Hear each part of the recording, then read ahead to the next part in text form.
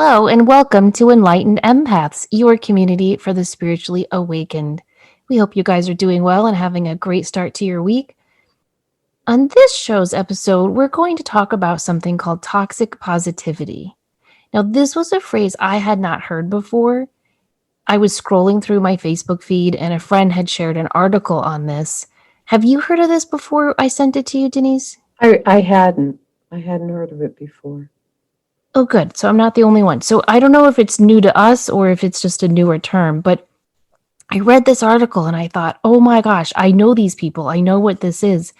Toxic positivity is forcing yourself or others to feel happy even when you're not. And I think we know what it's like to be on the receiving end of that, where someone's trying to cheer you up when really you don't want to be cheered up in that moment. You know, you just want someone to hold space with you. It can feel really isolating and lonely. And so a lot of these studies are showing that toxic positivity is really negative, not only for the recipient, but also for the person who's doling out the cheer. There are two types of toxic positivity. There's the type when someone is trying to force cheerfulness on you, like telling people, just cheer up, put on a brave face, everything happens for a reason. And the other type is when you put that toxic positivity on yourself, where you are forcing yourself to feel better. All of this toxic positivity is really bad for you. It's an inauthentic form of happiness that causes you to numb out, tune off, and turn off needed emotions. And it can alienate you from others because, we can all sense when someone is being false. If you're performing toxic positivity on yourself, it results in feelings of shame and even more isolation. If you're telling yourself, come on, get over this. There are people out there way worse off than you are. Just buck up. That is going to push all these righteous negative feelings of anger and sadness down, where they're going to implode. And we all know that those negative feelings implode into depression, and they can result in physical health issues as well. So Denise and I just thought this was a really important topic to bring some awareness and attention to. And as empaths, this is incredibly important because if this is being forced on you, or if you're forcing it on yourself, it can really mess with your emotional state because you're feeling like, well, I just need to be strong. I need to. And I'm the poster child for this as far as buck up, Denise, get through this. You've got to stay strong and muscle through. And I think sometimes those circumstances come up in our lives, but that's not what we're talking about here. We're talking about when it doesn't, it's not about being strong. It's about trying to put a cheery face on something that really isn't. Exactly. And that fakeness, that inauthenticity, that's something we empaths feel strongly, and it bothers us. It triggers us. This article that was shared with me is from Science of the People. It's written by Vanessa Van Edwards. I'll post it on our Facebook page. But Van Edwards says that toxic positivity is an invisible force causing people to become less successful, more selfish, and even more gullible. Ooh. Yeah, I thought that was interesting. Most people who are this toxic positive type of person, they tend to be fair weather friends. They only enjoy being around you when things are going well. I think we've all known those friends. Like, have you guys ever gone through a really difficult time? And when you come out the other end of it, you realize, oh, I don't have 10 friends. I have 3 friends. And I always find those difficult times are actually really beneficial because it does make you realize who your true friends are. I agree. And I think especially during these times where there doesn't seem to be any room for things that aren't real and true and genuine. And this toxic positivity may show up in relationships or be mirrored for you so it can shine a light on something that, and I think a good example is, when people are always saying, look at the sunny side, don't worry, it's going to be great. When your life is in shambles, that's the last thing you want to hear. Oh, it's the worst, and it's so painful. Growing up in my family, my super fun, functional family, I was the bullshit caller or the truth teller. And I have found that if you do come from a dysfunctional family where no one wants to talk about the eggshells you're all walking over, there's usually one person in that family who is the truth teller. Don't you agree? I agree. Yes. And I think that person is usually the empath of the family. And Right. I know growing up as a kid, it bothered me that we wouldn't talk about these things, that we didn't talk about, how it felt when mom yelled at us or how it felt when dad came home and had been drinking too much. No one would talk about it. And I used to just hammer it into my family to the point where it really isolated me from my sisters because the two of them wanted to be all cheery and positive, which is great. But I needed to talk about it. I needed validation. I needed other people to say, yeah, it bothers me when dad drinks, or yeah, it hurts me when mom yells. I needed that so much as a kid, and I didn't get that in my family. And it was really difficult to be the only truth teller. And so I know as I've grown up and grown out of that family, I have consciously chosen friends who aren't afraid to tell the truth. Even when it's hard to hear. Like, I need friends who can say, Sam, that new hairstyle is shit. You need to change it. Like, I mean, I need absolute truth at all times. I think that's healthier and I respect it so much more. Okay. So what's interesting, and I agree, I would much rather have someone be blunt and honest and lick my wounds than to have find out later that they were coming from a place of untruth. But what the conflict can be is if you have an optimistic personality, or if you're an optimistic realist, which we talked about in another show, is that not wanting to cross that line to make it all rainbows and lemon drops, but to be hopeful. And I think there's that fine line again between positivity and hopefulness or encouragement or finding that positive ray to hang on to. That's not what we're talking about here. This is when you feel worse after someone has been supposedly supportive, or when you've been trying to lift yourself up in a positive way, but you don't feel better because of it. Well, it is a fine line because we all want to be happy. We all want to feel positive. And yet, like anything, if you stick something in a closet long enough, like let's use a metaphor. Every time you have people coming over, instead of cleaning your house properly, you just take all the crap around your house and you stick it in a closet. Eventually, when the ninth or 10th person comes to your house, you're going to open that closet and it's all going to come spilling out.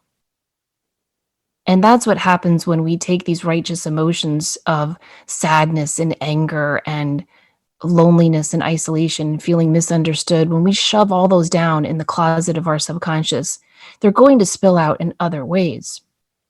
Now, this article also talks about this study done, and I kind of want to dive into this real quick, Denise.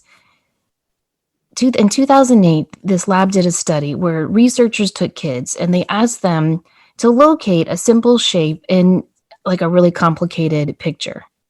The happier kids took longer to find the hidden symbol, and they also found less of them. The other kids, the neutral and sadder kids, were faster and found more figures than the happier kids. Now, you're probably thinking, what does that have to do with toxic positivity? Well, this research showed that people who are in a happy state, like a forced, let's look at the big picture, let's be cheerful, they overlook the small details. But when we're in a sad or neutral state, we're more likely to pay attention to small details because we might think something is wrong or not quite right, hence our not so happy state. The neutral or sad state, it allows us to really examine precisely what is causing our negative mood emotion. It allows us to identify it, honor it, validate it, hug it, comfort it, and process and assimilate it much more easily. But you know what this study also made me think, Denise? A lot of those cheerful, forced, happy people, I think these are the ones who get so shocked when life hits them hard. Like when they wake up and go, I had no idea my spouse was cheating on me for 15 years. Or I had no idea my boss really hated me and was looking for a reason to fire me. I had no idea that all my friends thought X, Y, and Z about me. And those sudden realizations, I think, can be so much more damaging than the introvert, realist, neutral people that you and I tend to be, who are always looking out for those details. True. And then you have to look at if someone is naturally empathic and they've become more aware of looking, of watching the cues, of watching the dynamics, of paying attention. Is that another consideration in all of this, to see those details that other people might not find? Yes, exactly. We empaths, we see what you're saying when you're not saying it. So when your smile doesn't reach your eyes, we can see that. And that, I don't know, nothing makes me more uncomfortable than an inauthentic person. We had touched on this when we were off air about another topic, but this really applies, is when someone doesn't understand your reality that you're in and they use toxic positivity to make less of what you're actually experiencing because they have no base of knowledge or no compass of knowing even what that could possibly feel like or be like. Well, and in the situation we were talking, no interest or compassion to try and put themselves in those shoes either. Exactly. So frustrating and hurtful. And why do you like can you put that into words why you think that's so hurtful? Well, because I think as sensitive people or just as kind people, we don't even have to make it about empaths or not. I would, I'm going to use this from my own experience. I would never want anyone to feel worse or to feel bad or to, I would try to have empathy and compassion and meet someone where they are. Even if I don't completely understand it, I wouldn't want to throw salt in the wound. Yes, or to diminish what they're feeling and experiencing. Right. Because Yeah. we don't know. We don't know what we can have empathy, compassion, understanding. We can be supportive. We can do all of those things without it being fake or less or leaving someone feeling like we're not really there for them. Right. And I think as empaths, we have to be so cognizant of this all the time because we don't ever want to make someone feel that way. I know in my life, I have to be really aware of this because, I've been through a lot of challenges in my life. I've had my lovely family of origin I talked about. I've gone through breast cancer. I've nursed my former husband through a tragic brain injury. I mean, I've been kicked down by the universe several times. And sometimes I'll encounter people in my own life who I feel have it so easy. And they'll call me and they'll be like, my husband can't come home for work tonight, which means I have to do bedtime and bath time all by myself. And a part of me is like, oh my gosh, if that were my biggest problem, I am like so jealous of you right now. But I have to realize for that friend, that's a big deal to her. And so I Right. can't say, well, try, taking care of 3 kids and a brain injured husband and 2 ill parents at the same time while holding down 2 jobs, lady. I can't do that. I have to say, oh my gosh, that's so hard. Do you need some help? I can bring over dinner. I can, you have to meet people where they are. And that's not always easy to do, but No, it's important. definitely is important, but you're spot on. It's not always easy. No. All right. Here are some examples of what toxic positivity looks like in real life. Let's say you have a bad day at work and you come home and you call a friend to tell her all about it. And the friend says, well, at least you still have a job. Don't you Mm. hate that? Yes, I'm grateful that I still have a job. I'm grateful I have shoes. It reminds me of that story that's often told about the man who's complaining and he meets a man who, doesn't have a job and then he meets a man who doesn't have shoes and then he's complaining about that and he meets a man who doesn't have feet. Do you remember that Mhm. story? Yeah. Yep. The no feet story. I mean, Yep. there's always going to be someone who's worse off than you and better off than you, no matter where you go. But to simply say, at least you still have a job, that is so dismissive. That is not recognizing the pain that your friend is in from this difficult job, the stress of the weight of having to go to this place every day. Another example, let's say someone goes through the pain of a miscarriage and the friend says, oh, don't worry, you can try again. I had a friend who went through a really difficult, I mean, is there anything that's not a difficult miscarriage? But she had gone through 3 IVFs. She had gone through her savings account. They had finally gotten pregnant and then she miscarried. It was devastating. And I remember we were at playgroup and one of our friends said, Don't worry, you can try again. And then she elbowed her playfully and said, and it'll be fun, right? Oh, And I was like, whoa, oh, lady, that's like, so mean. are you the Tin Man? You know, where's your heart? Oh, Or let's say you experience a cycle of bad luck where just everything seems to be going wrong, and a friend says, everything happens for a reason. Or it's just a bad day, not a bad life. I mean, you can hear that maybe these people are trying to be helpful, but can't you hear the shallowness in it? The how it just rings hollow? and you know what's an interesting aspect of this is where gratitude comes into this, because I'm huge, huge believer in the power of gratitude from a place of truth. When you surrender to being grateful, it changes your life. And I soul work with that, I believe it.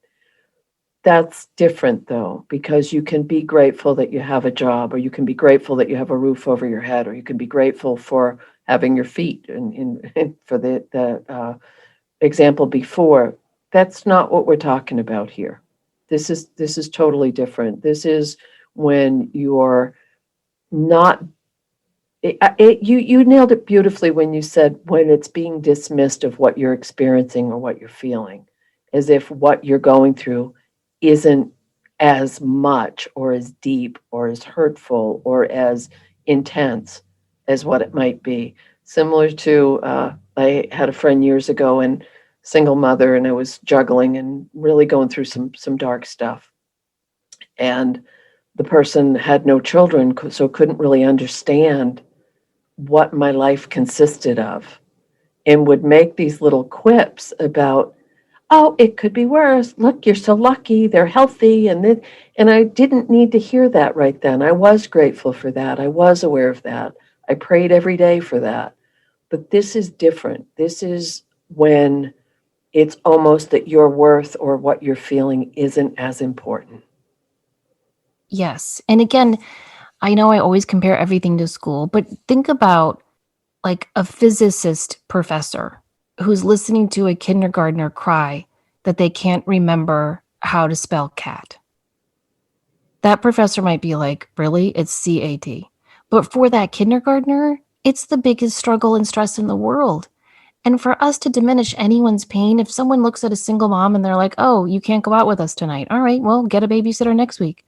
It's so dismissive and it's not understanding and empathizing, and it's just hurtful, and it makes you feel more alone. Right. And that's, I think, okay, so I journaled about this so much when I was going through breast cancer because the most people said the most ridiculous things to me. And yes, I'm sensitive, and yes, I can be a pain in the ass. But one of the pet peeves I had was when people would say, "What can I do for you?" Now, I know that's helpful and that's not toxic positivity, but I've always felt like saying, "So wait, I've got to be sad and stressed out and worried and go through all these surgeries and come up with something for you to do for me to make you feel better for helping me?" That annoyed me. The other thing that annoyed me was when people would say, "I'm here for you." Now, Mhm. again, that might sound really picky, and you all listening might be like, damn, she's a hard person to be friends with. But hear me out. What I always try to say to people, I'm here with you. I think there's a really big difference in those two prepositions. I'm here for you is kind of like one of the emotions I do not like to feel is pitied. Mhm. I mean, I don't know anyone who enjoys being pitied. But I don't, and when people say I'm here for you, it's kind of condescending. It's kind of like, there, little one. We'll help you out with this. I'll bring over a casserole. Mm. Whereas I'm here with you is I've got your hand. I'm going to hold space with you. You can laugh, cry, scream, you can rage, you can say whatever you want, you can feel whatever you want, you can be whoever you want, and I'm going to be here with you. Don't you think there's a big difference? Oh, Or there's a again, am I huge being picky? difference. No, you're not being picky at all. I think there's a huge difference in that. And that's exactly what you're talking about is uh, the subtlety, especially if you're dealing with other sensitive people. Or I think another part is some of us, not mentioning any names, may say, maybe I'm overreacting. Maybe it isn't that bad. Maybe I do need to just step up and not take it so seriously. And then we're doing it to ourselves. We're almost throwing wood on the fire with what has come at us by discounting what we're actually feeling and thinking. Exactly. I think we all have to remember that, happiness is a fleeting emotion. It's not something we're meant to feel every moment of every day. We have to feel all the feels. And we've got to understand that anger and sadness, loneliness, these are all instructive feelings. They are our shadow trying to talk to us and tell us, hey, something's wrong right now. It's not the end of the world, but something's wrong and we need to address it. And the more we fear those negative emotions, the more they're going to build up within us. Very, very true.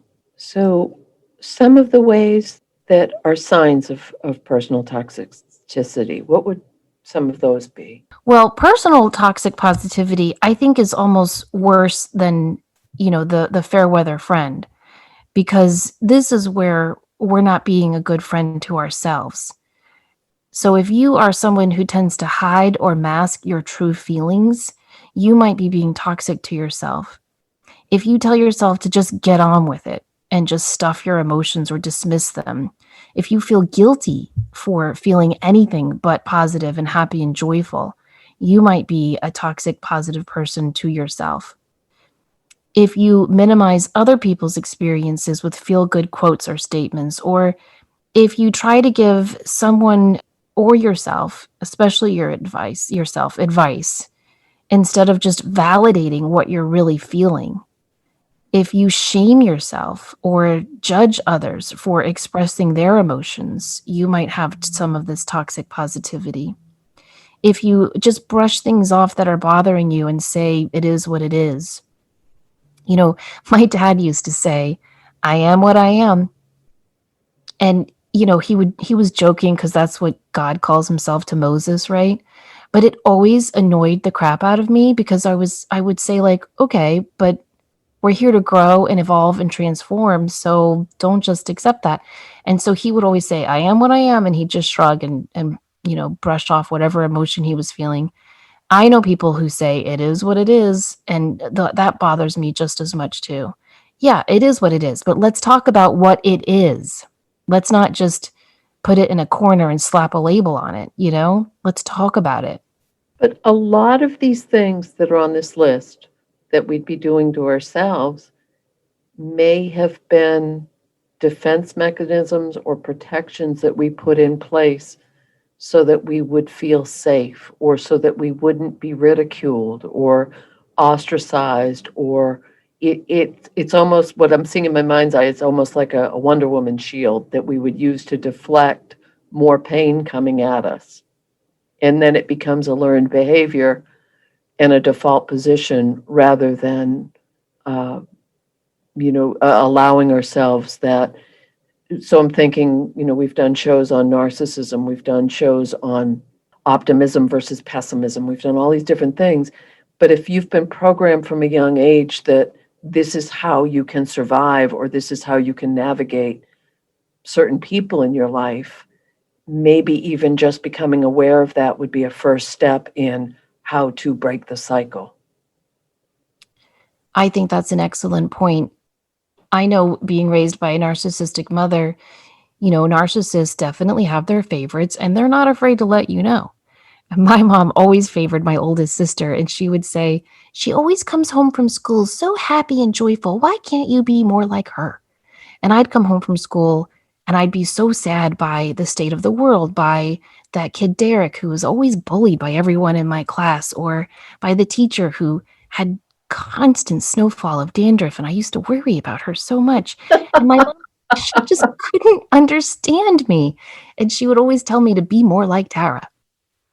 And here's what I've had to learn, because I tried to be fake and positive, and I'm not calling my sister fake or positive. I mean, I tried to fake my emotions and be positive and cheerful and joyful all the time.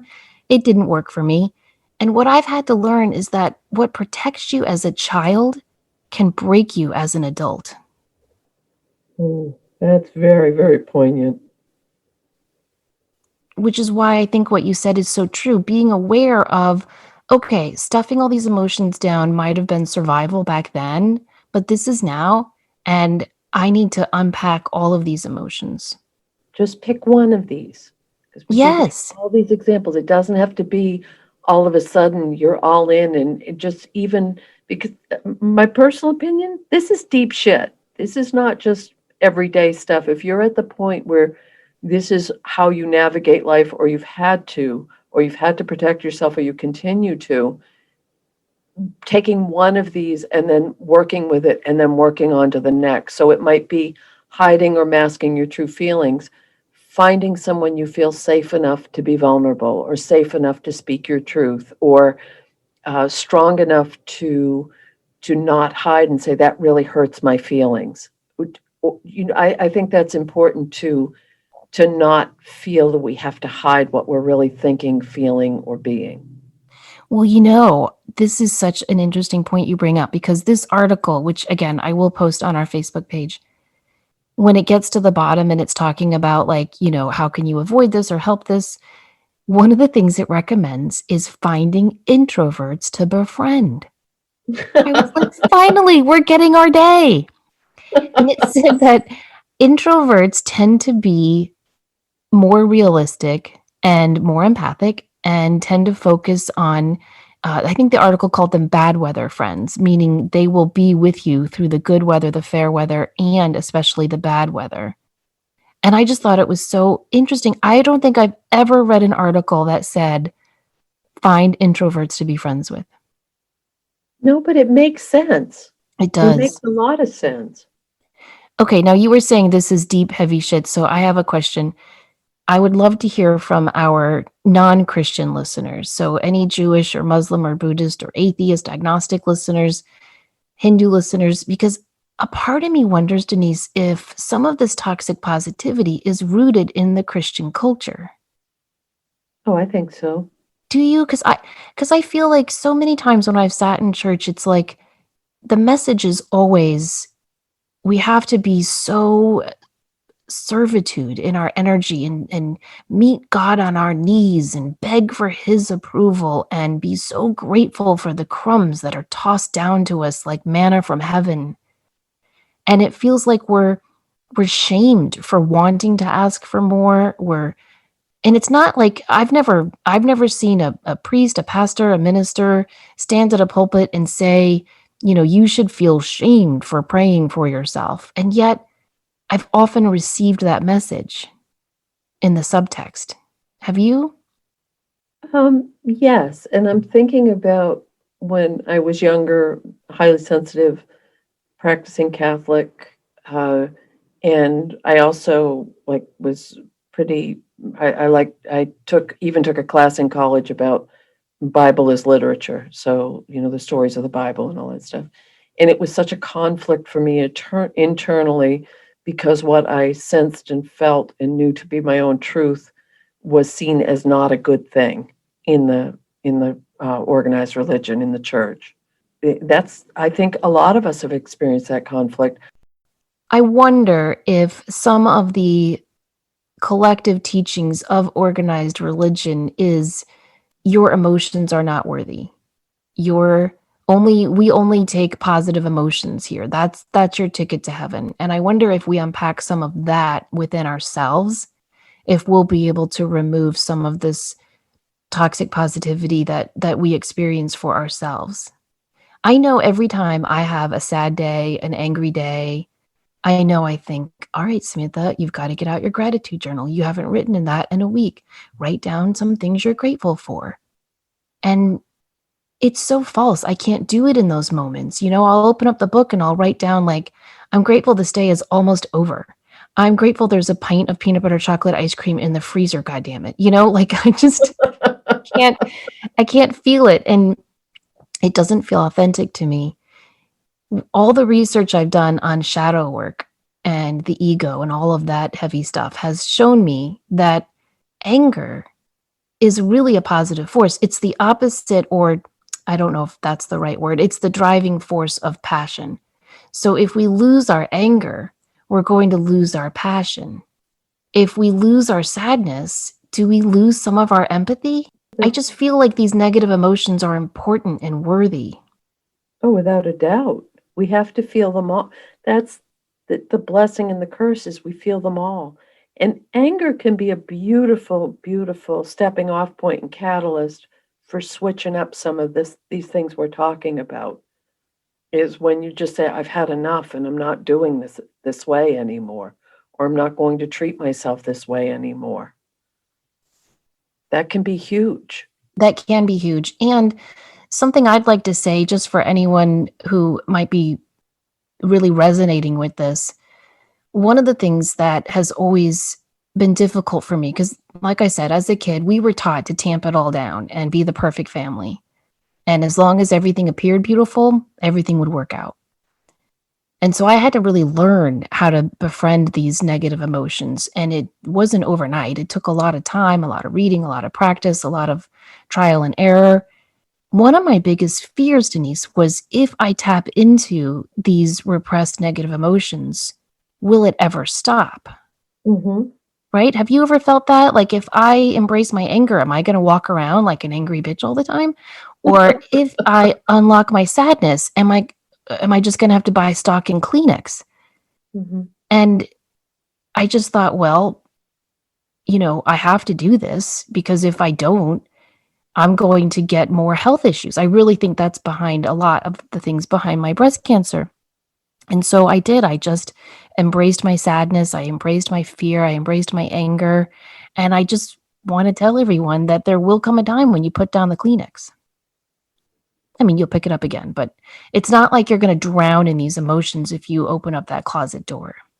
I But doesn't promise. that also goes with that second sign that of trying to just get on with it by stuffing or dismissing an emotion?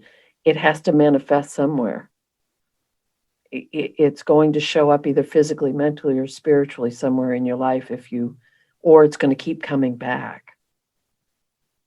Yeah, it's like the kid who doesn't get any attention from his or her parents, and they just get louder and louder and louder. That's what these repressed emotions do. And so I do think it's crappy to be a toxic positivity friend. I've had many, many friends who are like that, and I don't like it. And I have finally learned that I'd rather have 3 friends than 10 fair weather friends. But I think what's even more detrimental is being toxic positivity for yourself. I agree. Because you have to live with yourself. You can avoid the friends, or you can gently step away, or you can set boundaries, but you're going to wake up and go to sleep with you. That's right. What do you think is more toxic as an emotion, shame or guilt? Oh, that's a good question. Oh, they're like twins. I would go with shame. Me I too. I think shame is a deeper root. You've read Brene Brown about the shame and guilt, and what have you gotten from her words on that? Well, she says shame is focus on self, guilt is focus on behavior. Shame is I am bad, guilt is I did something bad. So that's why I agree with you that shame is a much more detrimental emotion because guilt you can try to rectify, you can atone, you can make amends, but shame is identifying your whole being with being bad. Right. And she goes on to say that shame is that intensely painful feeling or experience that you're in some way flawed or unworthy of love and belonging, something we've experienced, done, or failed to do that makes us unworthy of connection. And whereas guilt is more adaptive and it's holding on to something we've done or failed to do up against our values and feeling psychological discomfort. So I mean, she says, I don't believe shame is helpful or productive. It's more likely to be a source of destructive, hurtful behavior than the solution or cure. But I think that that's a huge, huge difference between the two. I do too. Shame is when you walk around feeling as though you're broken. Mm-hmm. My friend texted me this quote the other day. It says, it's not that you're attracting toxic people. Toxic people aren't picky, they go to everyone. You letting them stay is the issue that needs to be worked on. And this makes so much more sense than that you're broken and that's why you're attracting broken people. Oh, I thought that's that was very so true. interesting because often if we're repressing these emotions, we might feel as though we're broken and we might feel as though that's why broken people are attracted to us. And then it's just more shame and more blame being, layered upon layer on ourselves. And that doesn't help anyone. It goes back to what you and I are always saying on this podcast. It's about setting boundaries, not Yeah. only with yourself, but with others as well. And I think there is a fine line and it is a tricky balance because you have to allow yourself to wallow in the negative emotions. But for me anyway, I have to give myself a timeline on it. I really do. Like, I'm a huge advocate of the pity party. I think pity party, party of one, those are important to throw for yourself. But they have to be like, okay, Thursday night, I am going to get out my pint of ice cream and my box of tissue and my journal, and I'm just going to feel all these feelings. But Friday morning, brand new day, new emotion, and I'm going to try to start fresh. Like, give yourself time to wallow in these emotions, but don't allow it to identify and define you. So Right. that's where the balance comes. And that keeps you in control of it and it not in control of you. Another aspect that you might be manifesting this personal toxic positivity is feeling guilty for for feeling what you feel. And I think you and I have talked about this a lot of trying to explain or defend or even trying to get someone to understand what you're feeling that may not be in their wheelhouse. They might not have any concept of why it's impacting you the way it is, but not to feel bad because you're feeling a certain level of pain or unhappiness or fear or whatever that might be. That is so important. And it's a difficult message to get through to us sometimes, isn't it? Oh, I'd say yes. You know what one of my biggest pet peeves is that people say to me all the time? What? Smile. Do you ever Oh, are you ever like walking through the hallways at work or just walking through the grocery store aisles? And usually it's a guy, no offense to men, but I don't know why men always will say that to me. Put a smile on your face, kid, or cheer up, or I have RBF. I don't know if you suffer from that. Do you have resting bitch face? it's getting worse. It's not like I don't smile all the time, but I'm always deep in thought. I really am. It's kind of my curse and my blessing, but I'm always thinking. I'm always thinking about all sorts of stuff. I am never just wandering through the aisles of a grocery store or walking through the corridors of work, just humming a song. I'm always thinking about all sorts of stuff. And so it shows on my face. It doesn't mean I'm sad. It doesn't mean I'm angry. It doesn't mean I need someone to tell me to smile. And how is that helpful? Why do people do that? I don't know. What's your biggest toxic positivity pet peeve? Oh my goodness. I see, I'm really not enjoying how much these resonate with me on a personal level. But I think you're spot on with that one of people telling you to smile or feel or lighten up. It's not that big a deal or any of those things. They're all diminishing. They're all lessening who we are or what we're feeling or what we're thinking and experiencing. Um, and I really do. I am resonating with a lot of these, and I'm thinking in my head is some of them were, as I said earlier, learned behaviors, and some are a defense mechanism to out of fear of falling into a similar situation again. So I think if you've been through a lot, which you and I have both been through a lot, very different experiences, but deep, deep, hurtful, painful stuff. And that's not like, oh, look at us, we're the victims. It's more we understand this on a core level. And some of the things we may have had to do to pull ourselves out of that could mirror this personal toxic positivity. What do you mean it could mirror? What could mirror? It could mirror more like, is it out of necessity that we've had to do this to take care of ourselves and break free from a toxic situation? and then it becomes personal toxic positivity to step out of it. Like a survival Yeah, mechanism? yeah, yeah, Okay, I exactly. get that. I totally get that. Again, I think that's why we keep saying it's a balance. Right. Every emotion is fleeting, and you just can't expect to feel happy all the time, but you also can't be afraid that you're going to feel sad all the time if you allow yourself to unpack these emotions. Or you'll never feel anything. Right, right. Like, I know for me, anger is a much easier emotion than sadness. Is it for you? Uh, I can wallow with the best of them. I mean, I can go into sad mode I can cry easily. I feel things deeply.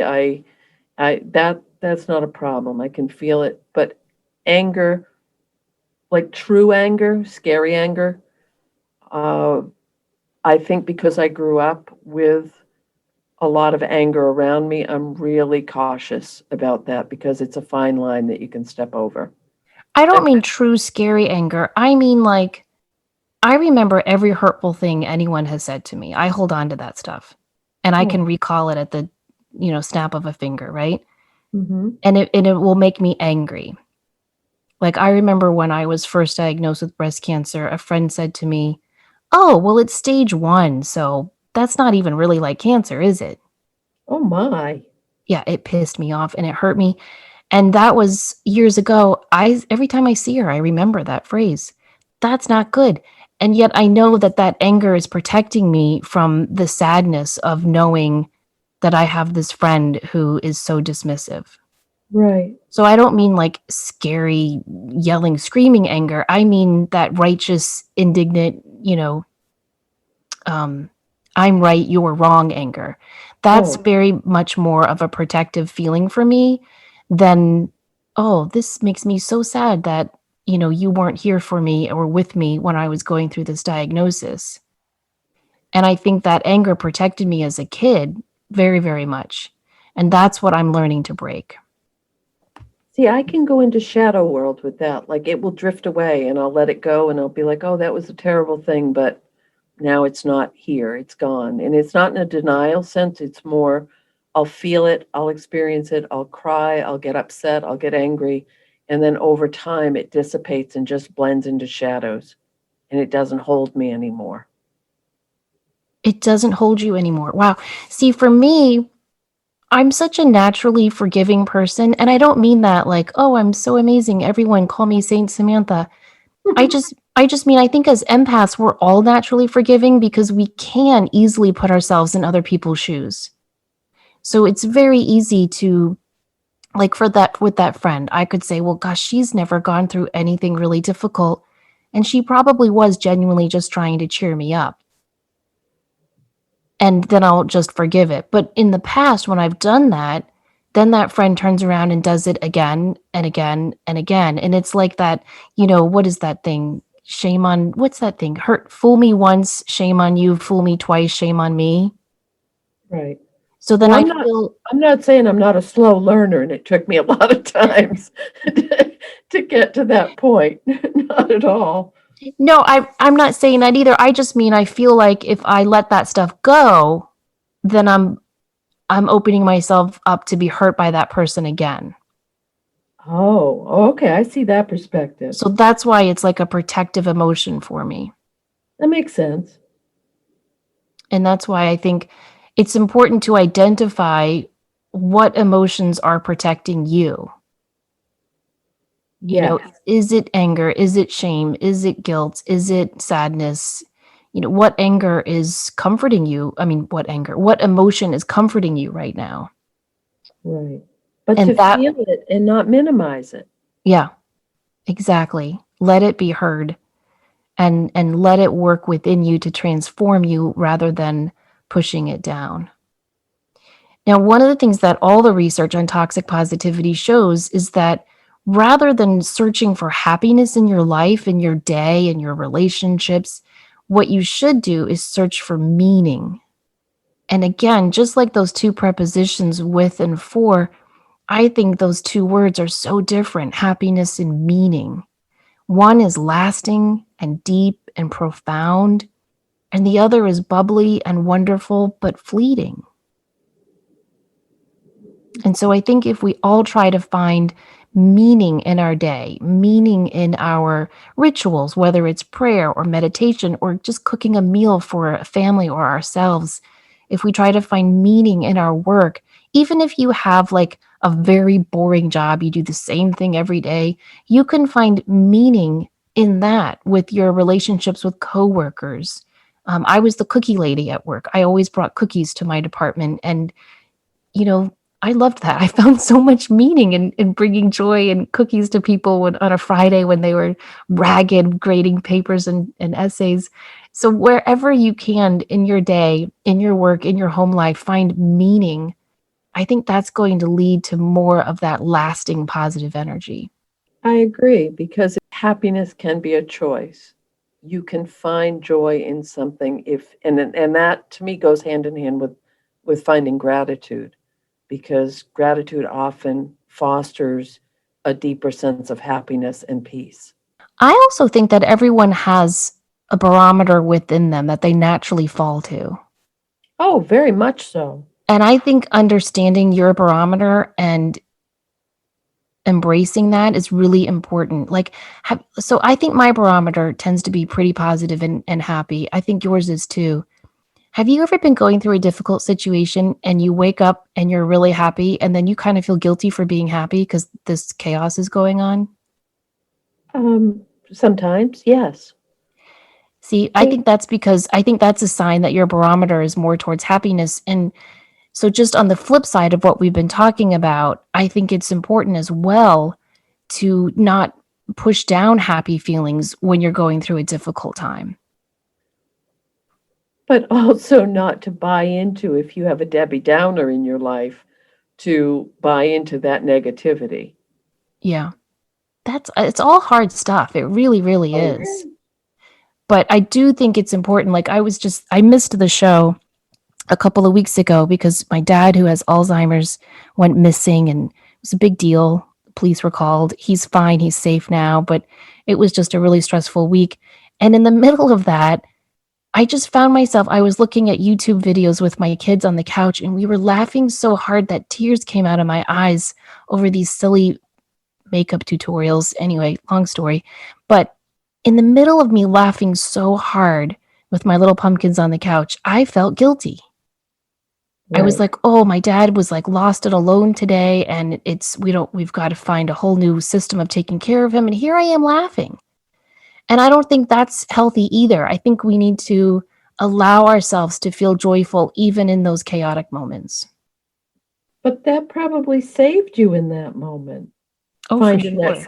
because I'm a big believer in every once in a while just get silly, just act foolish, because it can break the spell. Yeah, and sometimes we have to seek that, right? I mean, Mhm. sometimes we have to, just as I said, you have to carve out time for your pity party. I also think you have to carve out time for your happy party. Right. And if you can amuse yourself and like crack yourself up, I think that is one of the biggest gifts we can give ourselves, is just It, to find silly joy in something. yeah, and it's like a toolbox. And I know, like that silly moment on the couch I had the other night, that's not anything I could have carved out time for. You can't Yeah. plan those random silly fun moments, but you can plan other things. Like anything you do in your life where you lose time, you're just so immersed in the moment and enjoying it that you lose track of time. Put that in your toolbox. That you can use when you carve out time for a happy party. And that's Perfect. why I think it's so true and those words of wisdom of, know thyself. You've got to understand who you are and what makes you truly happy, but you have to understand all aspects of yourself and you have to love all aspects of yourself, the good, the bad and the ugly. It's not easy stuff. No, but also starting small and taking a baby step in that direction. It doesn't mean because you might be identify with these signs of personal toxic positivity that you have to continue on that same path for the rest of your time that you're here. You can always switch it out. And it also doesn't mean if you have a friend who really is clicking some of these checklists and you're going, "Oh my gosh, she is toxic positivity." It doesn't mean you have to abandon that friend. I have a lot of acquaintances who filled this list, and I think it's important to know, like, who are your friends and what is the relationship? So, my closest friends, those are the ones I share everything with. But I have friends who are kind of toxic positivity, but they're still super fun. I love to see them at book club. I love to have a drink with them at the end of a long week. I love to, go out to a concert with them, maybe one day in 2022. But you can have friends that are good for those types of things. But find who your essential friends are. What's that, pennies or quarters? Would you rather have 100 pennies or 4 quarters? Right. Find who your 4 quarters are. But it doesn't mean you have to distance yourself from the pennies. It also can be, if we want to go back to our empathic side for a minute, it might be that someone is they just don't know how to feel it that deeply, or they're at a loss as to what to say. They're not saying it to be toxic, they're saying it because of their own discomfort. Exactly. I think that's the biggest takeaway from this show with understanding toxic positivity in our friends. Thank you for saying that. There's Mhm. not a vindictiveness in them saying, just cheer up, things could be worse. I think you're right. They're just uncomfortable in that moment. Right. And I Or know I've how had moments you. like that. I've had moments at funerals or hospital beds where I have just said the most inappropriate things like, you know, can I make a dinner? Like a meal is gonna help in this situation? I mean, I get it, and I think we've all been on both sides of this. Right. Yes, we have. Doesn't make it easy though, does it? No, it definitely doesn't make it easy, but again, talking about it really is, I think, the best thing, and it's why I am such an advocate of being a truth teller. So many people will email me and they'll say, "Thank you for being so honest about your struggles with your mom and dad," and at first when I would get those emails, Denise, I would feel shameful. I really would. I would feel like, "Oh, what did I say on the show? Like, why did I say that? What are people Mhm. thinking? Why am I sharing that?" And Right. I'd lay in bed at night and go over and over like what I said and who could have heard that? And I would just go round and round and round. And then the emails kept coming in and I was like, "You know what? You're telling the truth and you're helping people, I hope, and you're sharing your story." And I think that's really important. Tell the truth. See, that ties all of these in together, is if you've been hiding or masking your feelings, or you're feeling guilty, or you're feeling vulnerable, that can be a really, really big step to take, is to say, this is my truth, this is what I believe, and you understand it or you don't. And that can cause physical anxiety to put yourself out there at that level. Oh, for sure. It really, really can. And yet, It's the I key. think it's important. I think we have to tell the truth to ourselves. You don't have to tell it to a podcast of tons and tons of listeners. But as long as you tell the truth to yourself and to your 4 quarters, your people who will really honor and validate and listen to you, that's the best medicine. That's good therapy. And that's going to help us grow and transform and learn to love all the parts of ourselves and see that we are not broken. We are not perfect, but we are not broken. We No. are souls that are at school and we are growing and learning and doing our best. If we could learn to treat ourselves with the same empathy and compassion that we treat other people, that would be amazing. Yes, and I think it's a work in progress. I know you and I are working on it, and I know our listeners are too. And we're all in this together. Yes, we are. And we'll get through it. Well, that'll wrap us up for this week. We hope you guys have enjoyed this. Please feel free to share your views on toxic positivity. You can always email us, enlightenedempaths@gmail.com, or Facebook us at Enlightened Empaths. Have a great week, everyone. Be kind to yourselves and tell the truth. Don't forget, as always, to show up, do great work, and share your light. Take care.